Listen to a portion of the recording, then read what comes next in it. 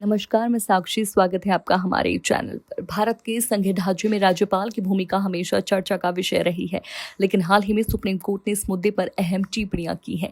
Court ने साफ तौर पर कहा है कि सरकारें राज्यपालों की मर्जी पर नहीं चल सकती। अगर किसी राज्यपाल को किसी विधेयक को अनिश्चितकाल तक रोकने की इजाजत दी जाती है तो उसका मतलब है कि जनता द्वारा चुनी गई सरकार राज्यपाल की इच्छा पर निर्भर हो जाएगी, जो संविधान के मूल सिद्धांतों के खिलाफ है।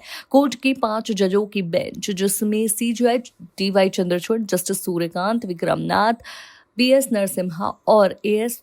चंद्रकर शामिल हैं, उन्होंने इस पर चिंता भी जताई है। संविधान के अनुच्छेद 200 के तहत राज्यपाल के पास 4 विकल्प होते हैं: बिल को मंजूरी देना, असहमति जताना, राष्ट्रपति के विचारों के लिए सुरक्षित रखना या पुनर्विचार के लिए विधानसभा को लौटाना। लेकिन सुप्रीम कोर्ट ने कहा कि अगर विधानसभा दोबारा वही बिल पास करती है तो राज्यपाल को उसे मंजूरी देनी होगी। अदालत ने यह भी स्पष्ट किया कि राज्यपाल किसी बिल को अनिश्चितकाल तक रोक नहीं सकते, क्योंकि इससे शासन की प्रक्रिया में बाधा आती है। जनता के हित में बनाए गए कानून सालों तक ठंडे बस्ते में पड़े रहते हैं, खासकर उन राज्यों में जहां सरकार केंद्र की विरोधी होती है।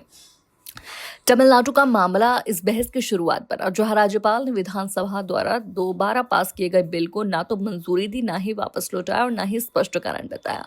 उल्टा उसे राष्ट्रपति के पास भेज दिया। इससे राज्य सरकार सुप्रीम कोर्ट पहुंची और कोर्ट ने स्पष्ट किया कि ऐसे मामलों में राज्यपाल को 1 महीने के भीतर निर्णय लेना होगा और अगर राष्ट्रपति के पास बिल भेजा गया तो उन्हें भी 3 महीने के भीतर निर्णय देना होगा।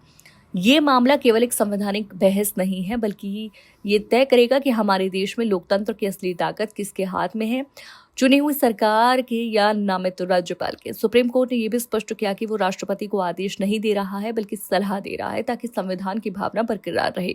आने वाला फैसला न केवल केंद्र राज्य संबंधों को दिशा देगा, बल्कि ये भी तय करेगा कि भारत जैसे लोकतंत्र में जनता की चुनी सरकारें कितनी स्वतंत्र हैं और राज्यपाल जैसे संवैधानिक पद की सीमाएं क्या हैं।